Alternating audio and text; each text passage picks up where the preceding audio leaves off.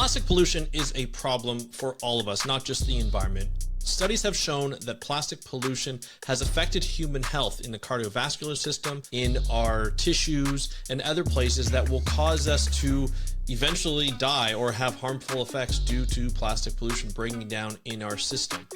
Plastic pollution is a fossil fuel product. It is creating using petroleum. It's a petroleum product, and things need to change. Certain countries like Canada are banning specific single-use plastics, but it's being attacked in court, and there's an appeal decision waiting as we speak. Internationally, there is a plastic treaty. It was hoped to be finished in 2024 and it's been worked on for the last 2 to 3 years, but it still hasn't been completed. Now there are meetings as we speak in Geneva to be able to come to an agreement to put a plastic treaty in place. Will it be completed by the end of this meeting? I doubt it. I hope so, but I highly doubt it. But we're going to talk about why it's being held up, what you can do about it, and all the information related to it on this episode of the How to Protect the Ocean podcast. Let's start the show. Hey everybody, welcome back to another exciting episode of the How to Protect the Ocean podcast. I'm your host, Andrew Lewin. This is the podcast where you find out what's happening with the ocean, how you can speak up for the ocean, what you can do to live for a better ocean by taking action. And just to let you know, I love how you're listening to this podcast. I love how if you've been here for a while and you continue to listen, thank you so much. And if you're just new here, welcome. This is where I break down a lot of things that are happening around the world with plastic pollution, other ocean issues, and just share some good news, some bad news, and some just regular news of new species like I did last episode or a couple of episodes ago where there's a new species of manta rays that were just discovered and named. So fun stuff like that, sometimes not so fun stuff like in this case, but I break down what's being done about it and how it's going to affect you in the future. So if you want to know more and you want to be more involved in ocean related stuff, join the Undertow. It is a online community that I'm creating with 2 other co-founders, and we are creating this online app. It's coming out soon. We want you to join the waiting list. Just go to speakupforblue.com/join the Undertow and we'll give you more information there. Let's get started with the show. Look, the plastic treaty has been talked about for the last couple of years. I've had people on to talk about it from Oceana, from Monterey Bay Aquarium. We've talked about the hopes. We've talked about the challenges that we faced coming into the plastic treaty or during the different meetings in the plastic treaty. There were 4 meetings that I remember that were done all over the world, and they had people like nations come in from all over the world. They had industry, they had nonprofit organizations, environmental NGOs, and other government departments that were coming in to say, hey, you know what? We want a plastic treaty. And then, of course, the industry is like, hey, you know what? We don't really need a plastic treaty. We don't need to limit plastic. We need to build plastic because guess what? 30% of fossil fuel revenues come from creating plastic. Plastic is a petroleum product. I'm not sure if you knew that. That's something I didn't know up until a couple of years ago, but it's a petroleum product, and the petroleum companies rely on 1/3 of their business to create plastic. So there's a reason for plastics to be in, and that's a greedy reason. Now, plastics also provide something that's very, convenient for us. You can have plastic straws, you can have plastic utensils, plastic water bottles, all these different types of things that we use in our regular day. But then you go on and a lot of things are used in plastics. I'm looking around in my office here. I've got 2 monitors. I've got all these things that are encased in plastic. They're reusable plastic, but eventually when they get discarded, which they will at some point in time, they're not going to break down easy. Or when they do break down, they could end up in the ocean. They could end up in a landfill that's not really properly discarded and managed. And so that here it comes the problem where we need better waste management systems, even in developed countries like Canada and the US and other places. And then we also need to be real about, are all these things recyclable like we're told? They're told if you have plastic, put it in the recycling bin. But we've known over this podcast, if you've been listening to this over the last 10 years, you know that the recycling is pretty much a sham other than a few items that are local to you that might be like, hey, in your region or your county, they might be able to, recycle specific plastics. But for the most part, they don't get recycled because the regular old school coffee cups have this like wax on it that can't be separated. So the actual material that is recyclable can't be recycled because of that wax on it that keeps the cup intact. Now you have a number of just like plastic cups that are single use that just get thrown around, whether it be on the pavement or in a garbage or in a recycling bin, but doesn't actually get recycled and ends up going to the landfill. Breaks down, chemicals break down, gets into our ecosystem, gets into our environment, gets into our system. There have been studies that show that air molecules contain microplastics. You get sea salt that contains microplastic. It's pretty much everywhere. It's in our systems. You know, I have two girls who are in the teenage age group, and, you know, I can just imagine how much plastic they've had just in their environment over time. And it's something that is very scary from a health perspective. You know, it's been scary for a lot of conservationists before and people who love the environment of what it's doing to our environment. But as we keep telling people, eventually it ends up harming us. And this has been harming us for a while, and the studies are really just showing it. And we've continued to allow for single-use plastics and other plastics to be used in our systems because it's convenient, because we want to have that like rush of a lifestyle. We don't slow down enough. So if like we're thirsty, we're going to go to a convenience store, we're going to go to a store and we're going to get something in a plastic cup or in a plastic bottle, and we're not going to use our reusable bottles because they're heavy and they're a pain in the butt to bring around and so forth. People think like that. That's just, you know, how people think, whether we like it or not. We can call them lazy, we can call them all these names. People think like that. And there's some times where you forget a water bottle or you forget something, but you're really thirsty. It's hot outside. I don't know if you guys have had a bad summer in terms of no rain and just pure heat. But here in Canada, we haven't had as bad as a lot of places around the world, that we're used to humidity, but we've had humidity almost all summer. Normally it's just for a few weeks or maybe the last bit of August or just a part in August, maybe a little bit in July. But since the end of June, we've had humidity up the wazoo, and I'll tell you, like, no rain, very, very little rain. We've had rain, but not much, not what's necessary to keep everything moving, you know, like keep our ecosystem doing well and keeping our plants watered and just our regular ecosystem functioning going. And we're going to pay for it eventually. It's coming, and we just don't know how it arrives. But we need some sort of management, not only from a national perspective in each of our countries, but also from an international perspective. That's why the Plastic Treaty has been such an important part of creating an international binding agreement. You know, whether you think those are right or not, or people abide by them or not, a binding agreement that allows countries to use as a legislative tool and a conservation tool to put in laws that will regulate and manage single-use plastics and plastics in general. As an example, I want to go over what Canada has done. And I apologize for people who have listened to this before, because people who have listened to this, I've talked about this since it was announced and since it was put in 2021. But essentially in 2021, the federal government in Canada designated plastics as toxic under the CEPA in 2021. So enabling regulatory measures like that ban on the certain single-use plastics. And then you have, in 2023, the federal court rules and designation unreasonable, that all plastics are toxic and unconstitutional. So it was challenged by chemical companies and by fossil fuel companies, like large corporate companies that make and create plastics. They said, hey, you know what? We want to continue making this. We don't necessarily have a problem with the single-use ban. We just don't want all plastics to be designated as toxic, because we don't believe that. We think that's just a general type of classification, and it's not true. And until you prove that, and this is what I love about industry, is like, until you prove that it's bad for us and all plastics are bad for us, you can't say that it's regulated. And the reason why they put, you know, plastic is toxic in general, it allows them to create these tools like the single-use ban plastics. There's also a registry that's being created, a plastics registry that will follow the plastics through the supply chain of its creation and where it goes and how it's bought and everything and how it's disposed of.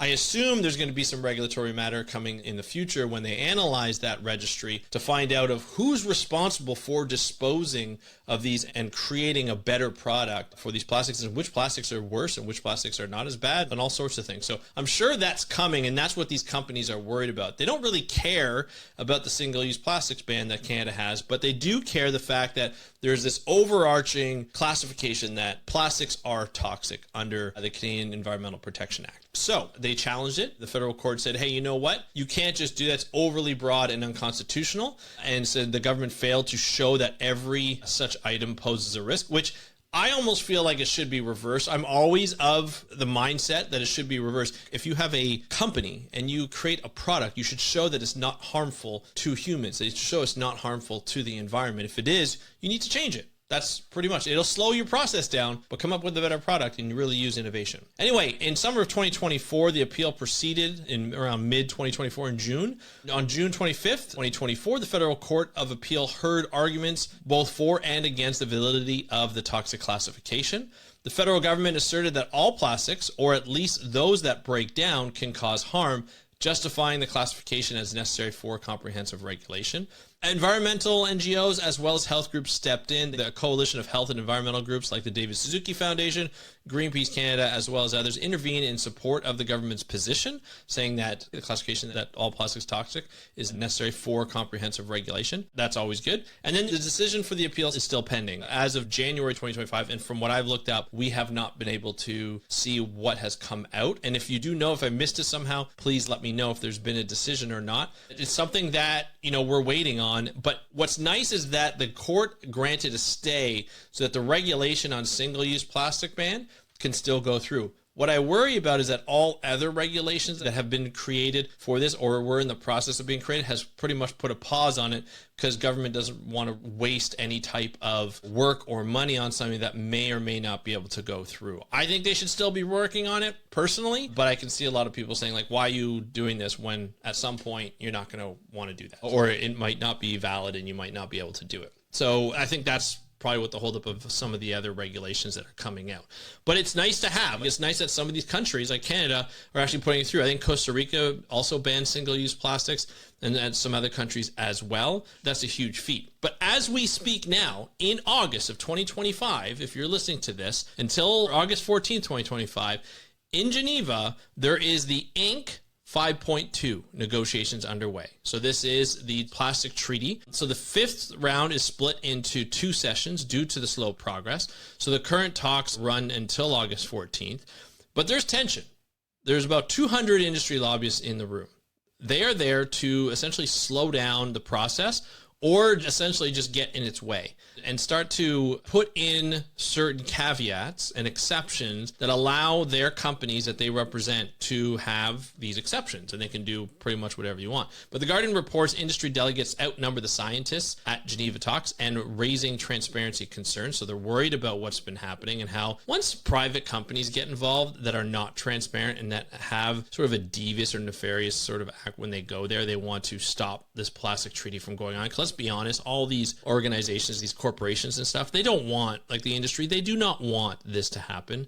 It's going to impede on their progress for money. It's going to impede on their progress for creating products for other people. The plastic treaty is going to slow down their growth, essentially, and that's what they want. But, it's pretty big. Now, small island nations and the EU are pushing for caps on the number of plastic products that can be made. Oil-producing countries prefer waste management focus instead. And so instead of banning or putting caps or a quota on the amount of plastic products that can come out, oil-producing countries prefer waste management focus. That's a worrisome because it's kind of like the climate change. Oil-producing companies, depending on who's in charge of the government, want to use carbon capture, which hasn't really been proven to work efficiently as they say. And so they abandon all other ways. They're saying, no, we can actually just innovate our way out of it and we can create these carbon capture services and then we can capture all the carbon. Well, the same thing here. Well, we can recycle and we can, manage our waste better. But even in countries like Canada and the US and other countries, we've known in the past that we've actually taken a lot of our recyclable material and we've shipped it off to small island states. So they have to dispose of it. Now, we pay for them to dispose it, but then they don't really dispose of it. And when a report came out saying 80% of the plastic pollution that's happening is happening in these small island states, people are like, well, why are these small island states doing this? Larger developed states saying, hey, you know what? We're going to just ship our stuff. You guys can take care of it. We'll just pay you money out of sight, out of mind. Well, that doesn't help. Right? That didn't help at all. It vilified these small island states when we didn't know what was happening. And now look what happens. We know that this whole recycling game is just garbage. It was allegedly created by the chemical industry and fossil fuel industry to say, hey, you know what? Yeah, we're going to create this stuff, but it's actually recyclable. So you can reuse it over and over and over again, and we'll just create different products. We know that unless it has a market, it costs money to break it down to create, and somebody has to purchase the materials. There's not a market for a lot of this stuff, and it's not sturdy enough to do it. For example, just allegedly, because I don't know this for sure, but water bottles that you have, like plastic water bottles, can be used up to 2 times when it's taken down and rebuilt. After that, it just doesn't have the ability to hold as a water bottle. So that's a problem. Let's look at some of the people who are speaking out. So we have Spotlight on Small Island States pushing for bold cuts. So countries like Palau and Vanuatu argue for caps to protect fisheries and tourism economies, because once, plastics get into the fish, it's not good. Professor Richard Thompson warns that without caps, reuse systems, and chemical controls, the treaty risks to be irrelevant. So without those controls in the treaty, without having a lot of of regulations within there. We're having a lot of the ability for small island states as well as other countries to be able to put these into place. The tree is going to be just a piece of paper, and that's all it's going to be. And we do not want that. It's like marine protected areas. We don't want paper parks, right? Now, the health toll that happens, so you got BPA, you got phthalates, you got PFAs, which disrupt hormones. They impair fertility, and then they raise cancer risks. All these things are caused due to plastics, and they're linked to cardiovascular disease, cancer, and endocrine impacts. The U.S. $1.5 trillion in health damages to that, 400,000 deaths tied to BPA. That's crazy. So the Lancet study calculated costs from reduced productivity, healthcare, and premature death. Now, a shocking note, microplastics detected in humans' reproductive organs. So in August 2025, a study confirmed particles in testicular tissue potentially affected fertility. So we're going to have lower fertility because of this. So, you wonder if this treaty is actually going to come into play. Right? At what point do we say we need to put this in? At what point do people stand up and say, this is an important part to us? And the fact that it's affecting us and our children, microplastics have been found in breast milk and infant formula. That's how bad we are at the point. So when kids are born and they have formula or they have breast milk right from the get-go, they have microplastics components in them. And obviously that's not good.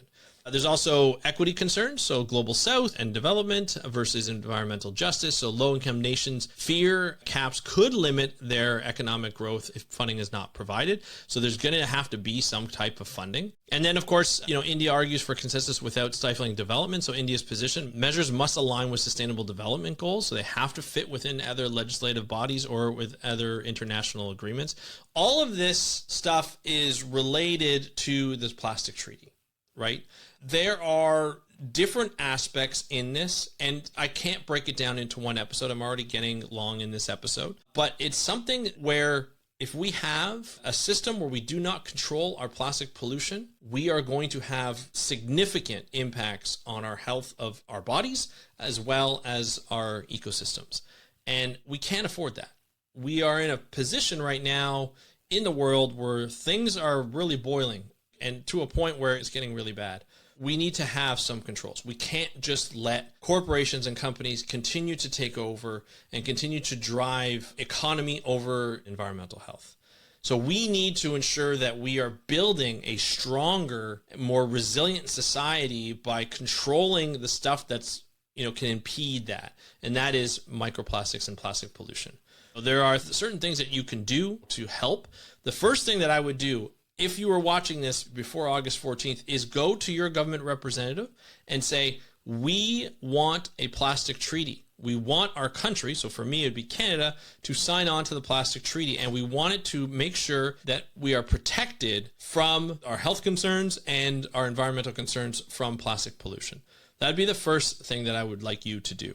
You could also follow like Greenpeace, Plastic Pollution Coalition, Surfrider Foundation that are running campaigns and volunteer on those campaigns or help share those campaigns on social media and so forth. Small actions that you can do is just look around and eliminate the single-use plastics in your life. There are a lot of single-use plastics in your life. If you can eliminate where it fits within your lifestyle, you will have to change a little bit. You might have to change certain type of products that you use. You might have to change certain things that you do. But you can do those small changes because they add up to large, betterments of our world. And so that's huge. So just municipal bans on single-use plastics have cut plastic bag litter by 70%. That's huge, right? In certain municipalities. So that's good. And the big thing is like we all have a stake in this, in the plastic crisis. And so we should all act. This is not just, let the environmental NGOs do it or let the governments handle it. This is all of us. This is all of us. You look at your families, you look at your kids, you look at your parents, you look at your neighbors and so forth, your community, and you can say, if we take this action, we are bettering our society. We are making our society more resilient towards plastic pollution because there'll be less plastic pollution. So that's where I want to end it today. I would love to hear your suggestions, what we can do. Let me know in the comments below if you're listening to this on YouTube, or hit me up with an email. Go to speakupforblue.com/contact. Fill it out. It goes right to my email, or you can hit me up on Instagram, DM me at How to Protect the Ocean. That's at How to Protect the Ocean. I want to thank you so much for joining me on today's episode of the How to Protect the Ocean. I'm your host, Andrew Lewin from the True North Strong and Free. Have a great day. We'll talk to you next time, and happy conservation.